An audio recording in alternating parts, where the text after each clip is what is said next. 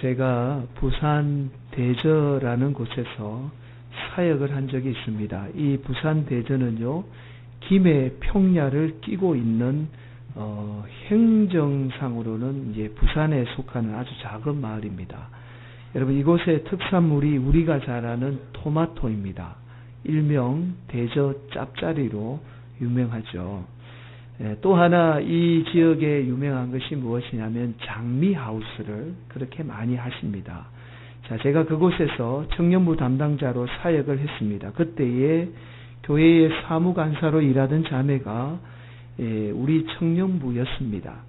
당시 청년부 예배가 토요일 저녁이다가 보니까 자동적으로 토요일 저녁 늦게 마치는 경우들이 많이 있었습니다. 그런데 이 자매가 사는 집이 바로 하우스입니다. 집이 따로 있는 게 아니라 비닐하우스 안에 방을 만들어서 하우스 안에 거주하시면서 부모님이 장미 농사를 지었습니다. 자, 이 사무간사의 집인 하우스가 김해 평야 한가운데 있었습니다.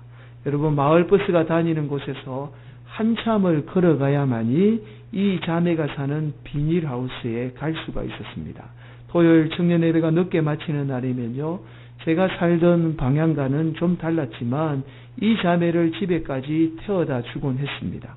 자, 그러면 이 사무간사의 어머니가 저희 교회에 권사님이셨는데요, 감사하다라고 하면서 사모님들이라고 신문종이에다가 장미를 정말 한 앙큼씩 이렇게 쌓아주세요.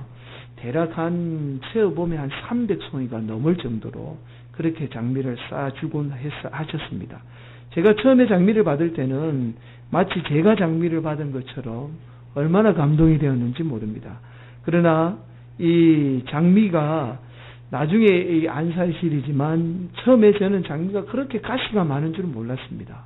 이 장미를 받고 보니까요, 이 장미가 얼마나 가시가 많고, 또 우리가 보통 꽃집에서 만나는 장미의 모습은 이 가시와 장가지, 잎이 다 정리가 되어서 아름다운 모습만 접하게 되지만, 실제로 이 하우스에서 밑둥만 자른 이 장미는요, 가시와 잎이 무성해서 이게 정리를 하지 않으면 그냥 볼품없는 풀에 지나지 않습니다. 처음에 한 300송이가 넘는 장미를 주시니까 어떻게 할 줄을 몰랐습니다. 화장실에도 꽂아두고, 거실에도 꽂아두고, 안방에도 꽂아두고, 애들 방에도 꽂아두고, 그래서 남아서 우리 부모님에게도 드리고, 장모님에게도 드리고, 처제 집에도 주고, 하여튼 그렇게 좋습니다. 나중에 장미꽃이 시들고 나면요, 처리하는 일이 여간 힘든 일이 아니었습니다. 그런데 이 권사님이 매주 장미철이 되면 매주 그렇게 장미를 선물로 주셨습니다. 그러니까 저희 집에 장미가, 여러분 한번 상상해 보시기 바랍니다. 한 1000송이 넘는 장미가 이제는 씨들을 가지고 버려야 될 시기가 되면 처리가 불가능할 그런 상황이 되고 만 겁니다. 여러분, 씨든 장미꽃은요, 그 화려함 때문에 어떤 다른 꽃보다 더 비참해 보여요. 여러분, 화려하면 화려할수록 그 화려함이 사라지면 상대적으로 더 비참해 보입니다. 이것은 장미뿐만 아니에요. 우리 인생도 마찬가지입니다.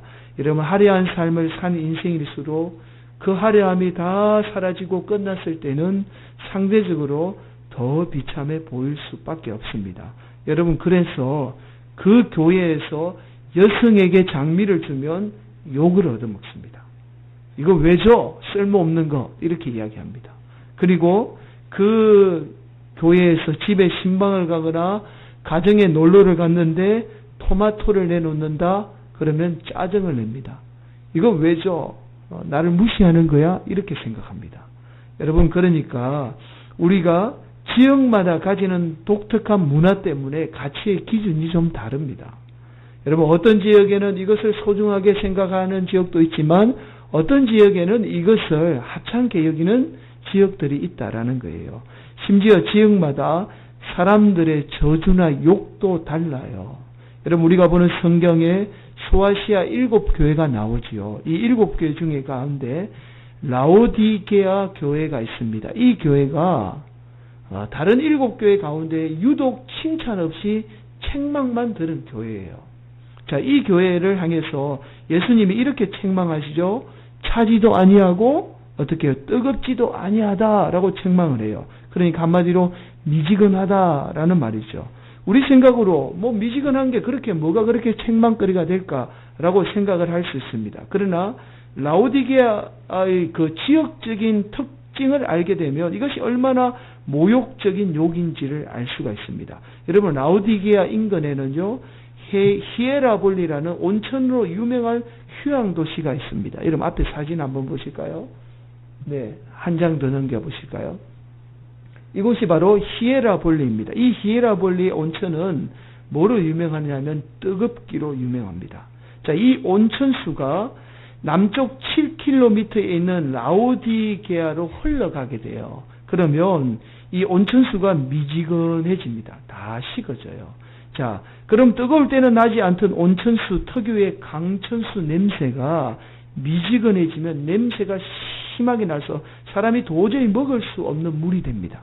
그래서 이 라오디게아 지역에서 미지근하다라는 말은 아무짝에도 쓸모없다라는 말이에요. 먹을 수도 없고 쓸모없다라는, 쓸모없는 물이다라는 뜻입니다. 사람에게 이 말을 적용하면 이런 말이에요. 아무짝에도 쓸모없는 인간아라는 뜻이에요. 그러니까 이 예수님이 라오디게아 교회를 향해서 미지근하다라는 말은 아무짝에도 쓸모없는 교회야라는 이런 아주 저주스러운 욕이 되는 거죠. 자, 여러분, 우리나라에서 가장 모욕적인 욕은 뭐죠? 개 핫도그야, 뭐 이런 욕이죠. 여러분, 제가 강단에서 직접적으로 표현을 안 해도 아마 다 알아들었을 겁니다.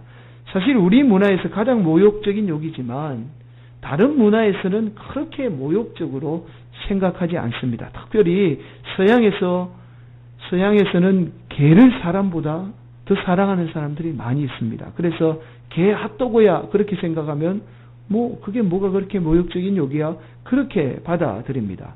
사람들은 잘 공감을 하지 못하죠. 여러분, 유대인들에게 가장 모욕적인 욕이면서도 우리가 잘 공감하지 못하는 욕이 있어요. 그 욕이 무엇이냐면 바로 오늘 본문에 나오는 해칠한 담이라는 욕입니다. 해칠한 담이라는 욕이에요. 자, 예수님은 해칠한 담 대신에 해칠한 무덤이다라고 바리새인과 당시 서기관들을 향해서 욕을 했죠. 다 같은 말입니다. 정확하게 말하면 이 심한 욕이에요. 성경의 구약 성경의 민수기 19장 16절에 의하면 이런 말씀이 있습니다. 누구든지 들에서 칼에 죽은 자나 시체나 사람의 뼈나 무덤을 만졌으면 이래 동안 부정하리니. 자, 이 하나님 말씀 때문에 유대인들은 죽은 시체를 만지거나 시체와 접촉하는 일을 가장 부정하게 여겼습니다. 자, 보통 유대인들은요, 돈이 많은 사람을 이제 죽으면 간을 짜서 이 평토장이라고 하죠. 평토장, 땅에 묻는 것을 말하죠. 땅에 묻어서 장례를 치르게 됩니다. 이건 이제 돈이 좀 있는 사람의 경우죠. 그러나 대부분의 사람들은 유대 땅이 석회로 이루어져 있기 때문에 땅을 대충 파고는요, 그리고는 사람을 그대로 묻고는 이렇게 장례를 치르게 됩니다. 그리고 돌을 올려 놓습니다.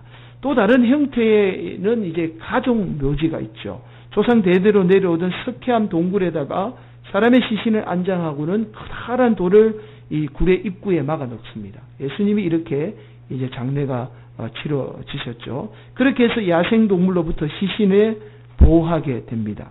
자, 평토장의 경우 땅을 깊이 파지 못했기 때문에 비가 오거나 시간이 지나면 시신이 땅 밖으로 나오는 경우들이 종종 있었습니다. 그럴 경우 사람들이 지나가다가 시신과 접촉을 하게 되죠. 그러면 유대인들이 가장 부정하게 여긴 일을 자신이 의도치 않게 범하게 되는 겁니다. 그래서 시신이 묻혀 있는 무덤이라는 것을 표시하기 위해서 돌에 사람들이 쉽게 볼 수 있도록 아주 화려한 해칠을 한 거예요. 색깔을 칠한 겁니다. 그래서 사람들이 멀리서도 다 알아볼 수 있도록 했습니다. 결국 유대인들에게 해칠한 담이나 무덤이라는 것은 사람으로부터 저주받아 하나님으로부터 저주를 받아 죽게 될 인생이라는 모욕적인 욕과 함께 또 겉으로는 화려하지만 속에는 마치 시체가 썩어 냄새나는 온갖 탐욕과 죄가 가득한 사람을 일컫는 욕입니다. 자, 우리로 치면 개 핫도그야 보다 더 심한 욕이라고 할 수 있습니다. 자, 그런데 이 모욕적인 욕을 사도 바울이 당시 종교 지도자 중에 최고가 대제사장이에요. 그러니까 종교 지도자 중에 대제사장에게 이 심한 욕을 지금 오늘 본문에 하고 있는 거예요. 그럼 쉽게 이해가 안 가시죠? 이런 겁니다. 여러분같이 평신도 사역자가 우리 교단의 총회장이 한 사람이잖아요. 그 총회장에 가가지고 여러분이 어떻게 욕하느냐 하면 야, 이 개 핫도그야 막 이렇게 이야기를 지금 하고 있는 거예요. 지금 이런 상황입니다. 사도 바울이 왜 이런 모욕적인 욕을 대제사장에게 하고 있는지 오늘 본문을 좀 살펴보도록 하겠습니다. 지난 시간에 사도 바울을 채찍질하고 신문하려고 했던 천부장이 이 사도 바울이 로마 시민이라는 사실을 알게 되고는요, 어디에 사도 바울을 데려가느냐 하면 사내들인 공의회 앞에 사도 바울을 데려가게 됩니다. 이 사내들인 공의회는 유대인의 종교재판소입니다. 장로 70명 그리고 대제사장 1명으로 총 71명으로 이루어져 있습니다. 처음에는 이 사내들인 공의회는요, 종교적인 율법에 따라서 종교적인 문제만을 재판하던 곳이었습니다. 그러다가 로마 시대에는요, 형사재판까지, 그러니까 우리가 뭐 남을 때리거나 훔치거나 사기치는 이런 문제까지 다 맡아서 재판을 하게 되었습니다. 단 사형집행을 할 경우는 반드시 로마의 허락을 받아야만 했습니다. 그래서 예수님이 어떻게 해요? 빌라도 총독에게 가서 사형집행을 언도받게 되죠. 자, 그렇게 사도 바울은 사내들인 공의회 앞에서 재판을 받게 되죠. 사도 바울은 사내들인 공의회 앞에서 공의회 회원들과 그리고 유대인들을 향해서 이렇게 말합니다. 1절입니다. 우리 함께 봉독할까요? 시작. 형제들아, 오늘까지 나는 범사에 양심을 따라 하나님을 섬겼노라. 그러니까 사도 바울 자신이 예수님을 전한 것은 하나님을 제대로 섬겼다라는 거예요.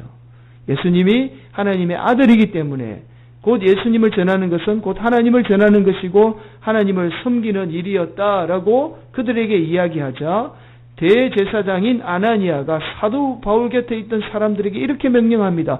저 입을 치라. 저 입을 쳐서 입을 막아라 라고 이야기를 해요. 당시 입을 치라라는 말은 그 사람의 인격을 모독하는 행위였습니다. 자, 그러자 이번에는 사도 바울이 대제사장 아나니아를 향해서 이렇게 말하죠. 3절입니다. 바울이 이르되 해치란다미여 하나님이 너를 치시리로다. 내가 나를 율법대로 심판한다고 앉아서 율법을 어기고 나를 치라 하느냐 하니. 여러분, 사도 바울이 대제사장에게 해치란다미여라는 가장 저주스러운 욕을 지금 퍼붓고 있는 거예요. 자, 그러자 이번에 이 사도 바울 곁에 섰던 사람들이 이렇게 사도 바울을 비난합니다. 아니, 어떻게 당신이 대제사장에게 그런 욕을 할 수 있습니까? 이건 하나님의 말씀을 어기는 겁니다. 라고 사도 바울을 향해서 비난하죠. 자, 그러자 5절에 사도 바울이 이렇게 대답합니다. 바울이 이르되 형제들아, 나는 그가 대제사장인 줄 알지 못하였노라. 기록하였으되 너의 백성의 관리를 비방하지 말라 하였느니라 하더라. 사도 바울이 어떻게 해요? 너의 백성의 이 관리를 비방하지 말라는 하나님의 말씀을 잘 알고 있었다라는 거예요. 그런데 내가 대제사장, 이 아나니아가 대제사장이었다는 것을 몰랐다라고 이렇게 자신을 변명하고 있습니다. 자, 사실 오늘 본문에서 사도 바울의 이 행동에 대해서 신학자마다 좀 논란이 많습니다. 또 하나, 많은 목회자들이 이 말씀을 가지고 이렇게 적용을 하시는 분이 계세요. 목회자들에게 어떤 일이 있어도 순종해야 된다. 대제사장에게 순종하듯이 어떤 일이 있어도 순종해야 된다라는 잘못된 말씀으로 사용되는 본문이기도 합니다. 자, 대부분의 논란은 사도 바울이 실제로 아나니아를 모르고 이런 저주의 욕을 했다라고 주장을 하고 있고요.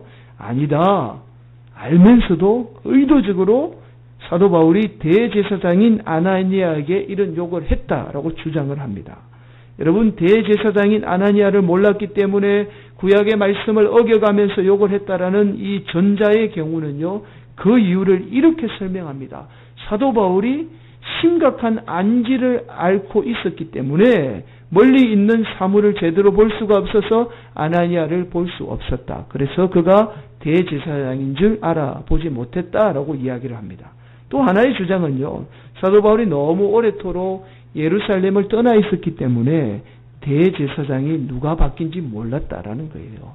그래서 아나니아를 알아보지 못했다라는 겁니다.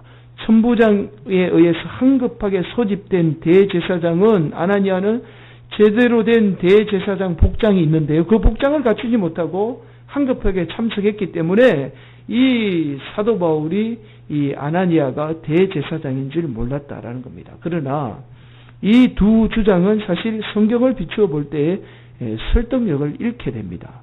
자, 반면에 마틴 루터와 같은 분은 반대의 주장을 해요.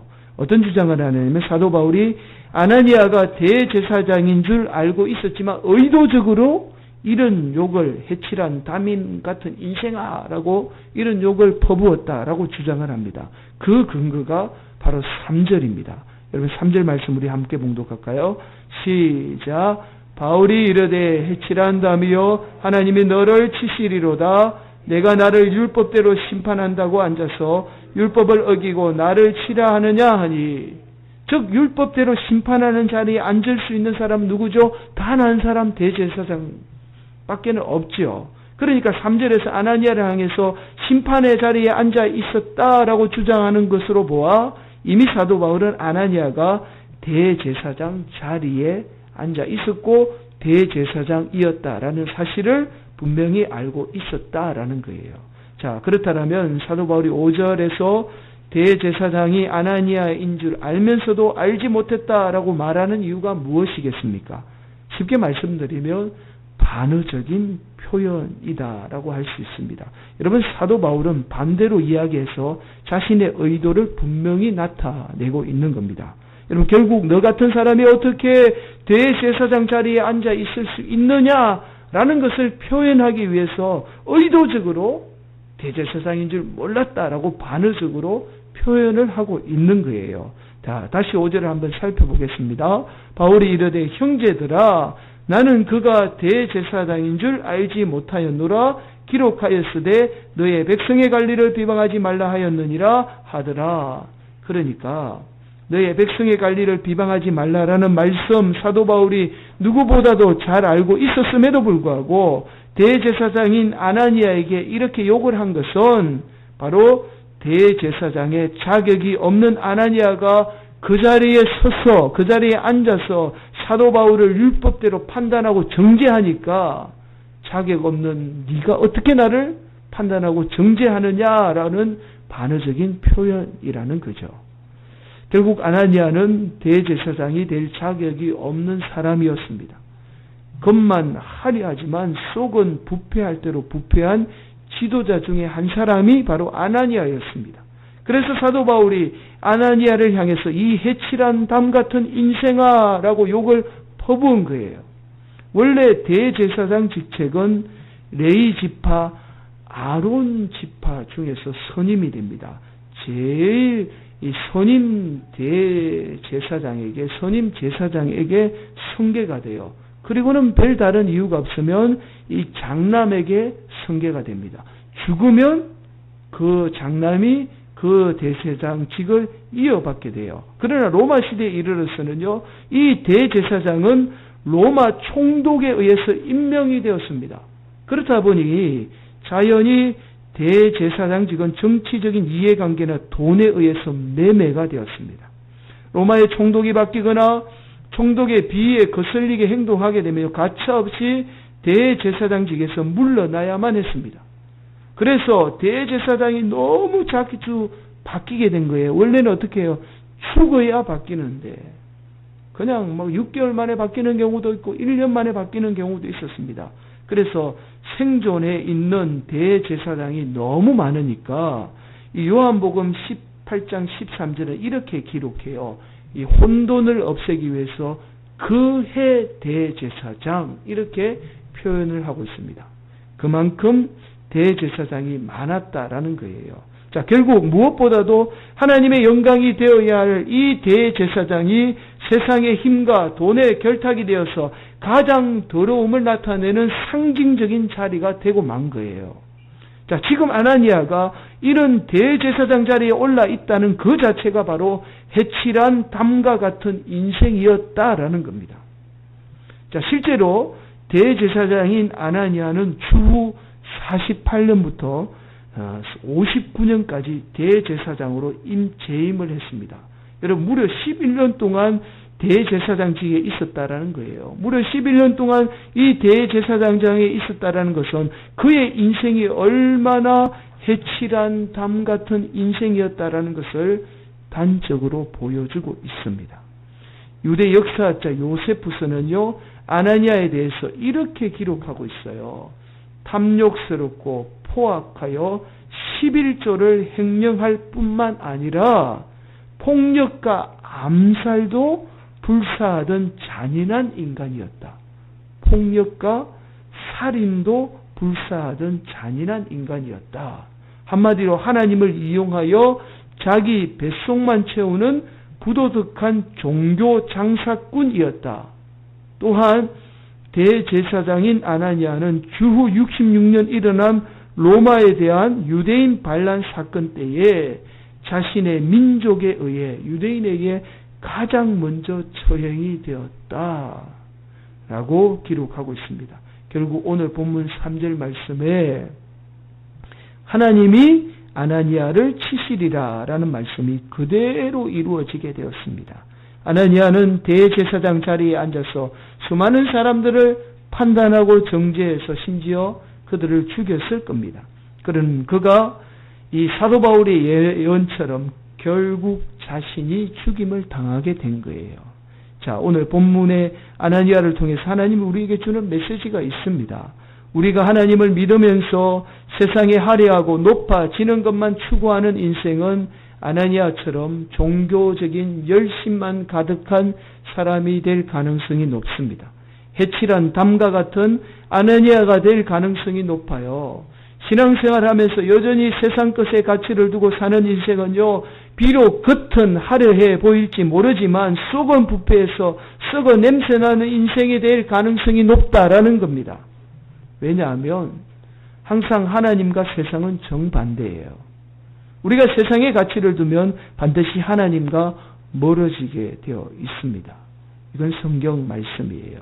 오늘 여전히 많은 목회자들이요, 세상의 가치에 의해서 겉만 화려한 인생을 꿈꾸는 아나니아들이 너무나 많이 있습니다.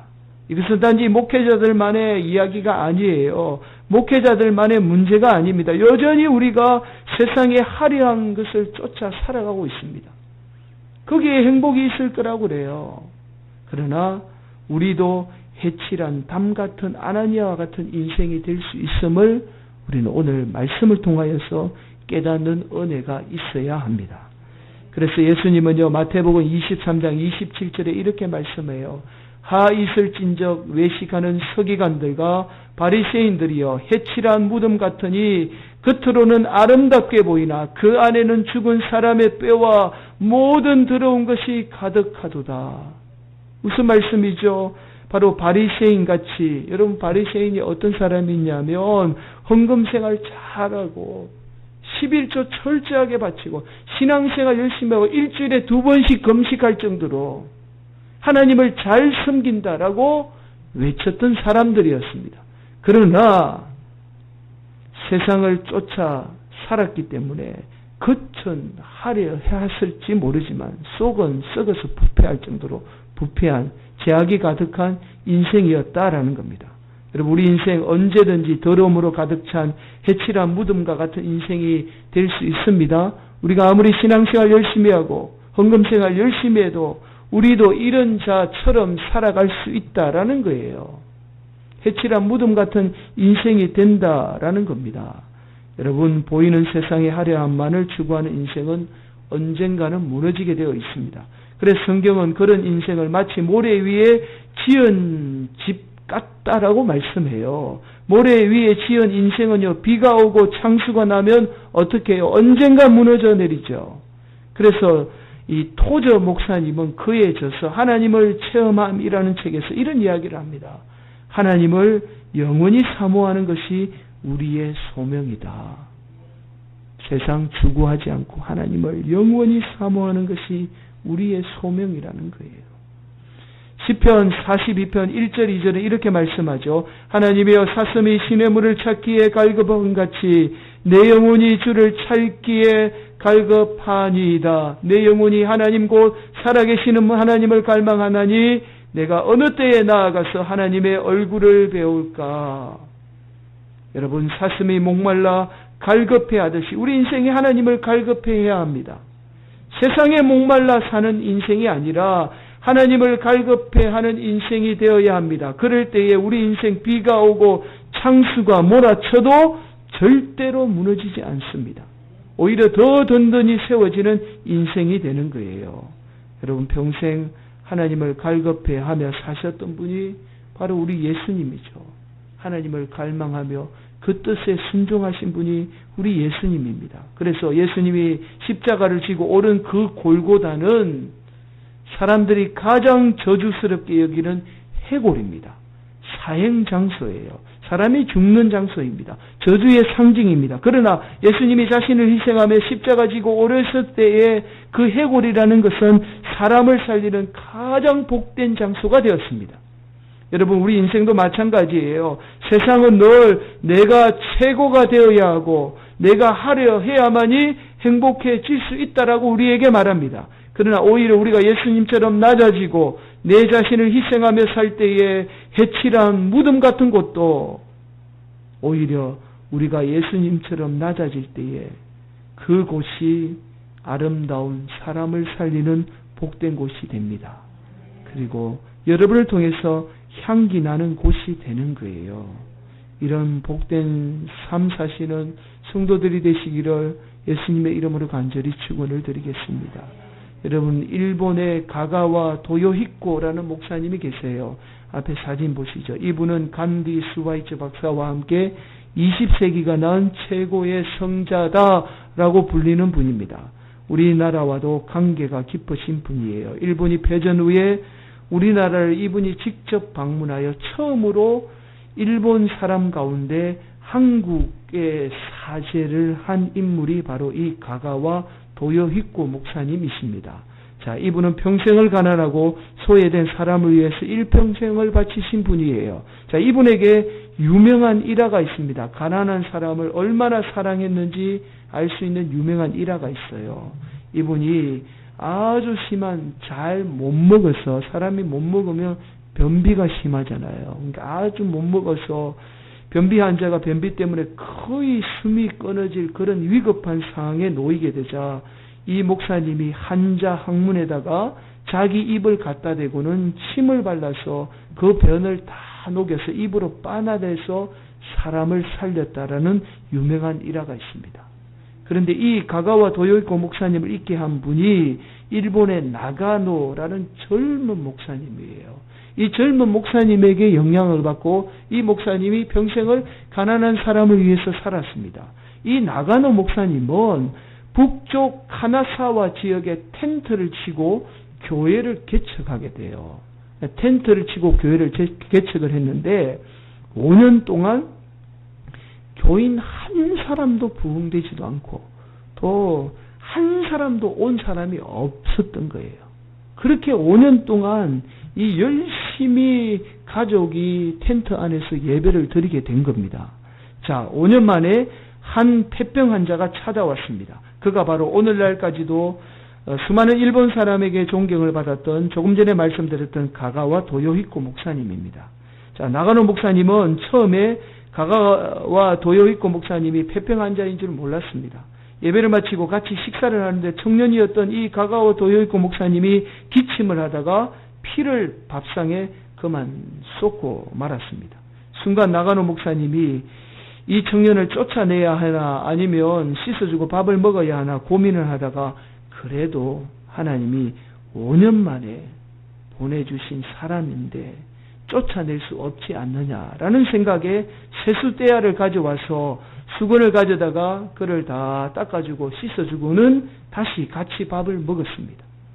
이때에 이 가가와 도요히코 목사님은요, 폐병으로 인해서 신학교마저 쫓겨나고 자신의 신체를 한탄하며 방황하며 돌아다녔던 목사님이에요. 죽을까 하고 고민을 하고 방황했던 목사님입니다. 그런데 이 나가노 목사님의 이 사랑의 감동을 받아서 다시 살아야 되겠다라고 생각을 하고 건강을 회복하고 신학교로 다시 돌아가게 됩니다. 그리고는요, 평생 병들고 가난한 고통받는 사람들을 위해서 사역하며 일본에 믿지 않는 사람들에게 큰 존경을 받게 된 인물이에요. 나가노 목사님에게는 그가 평생 사역하는 동안 5년 동안 회심시킨 사람은 단 한 사람입니다. 가가와 도요히코 목사님입니다. 이 나가노 목사님은 비록 한 사람만을 회심시켰지만 그 한 사람은 너무나 많은 사람들에게 존경받는 인물이 되었습니다. 그리고 일본 사회에 기독교가 무엇인지, 하나님 사랑이 무엇인지, 무엇이 진정한 예수 그리스도의 정신인가를 온몸으로 보여주신 분이 바로 가가와 도요히코 목사님입니다. 이분을 낳게 한 인물이 바로 나가노 목사님이에요. 사랑하는 성도 여러분, 저와 여러분 인생 절대로 세상의 가치로 평가해서는 안 됩니다. 내가 하는 일, 내가 예수 믿는 것이 가치 없어 보일 수 있습니다. 서두에 말씀드렸듯이요, 세상의 화려함은 장미꽃과 같이 금방 시들어버리고 사라져버립니다. 그러나 다니엘서 12장 3절에 이렇게 말씀해요. 지혜 있는 자는 궁창의 빛과 같이 빛날 것이요, 많은 사람을 옳은 대로 돌아오게 한 자는 별과 같이 영원히 빛나리라. 별과 같이 어떻게 된다고요? 영원히 빛나리라. 여러분, 하나님을 갈망하며 사는 인생, 하나님 영광 이외에 사는 인생은 반드시 별과 같이 빛나는 인생 될 줄 믿습니다. 하나님이 우리를 그렇게 부르셨어요. 별과 같이 빛나는 인생으로 살도록 우리를 부르셨다라는 거예요. 오늘도 우리 인생 가장 빛나게 하실 그 하나님을 소망하며 사시는 복된 성도들이 되시기를 간절히 축원을 드립니다.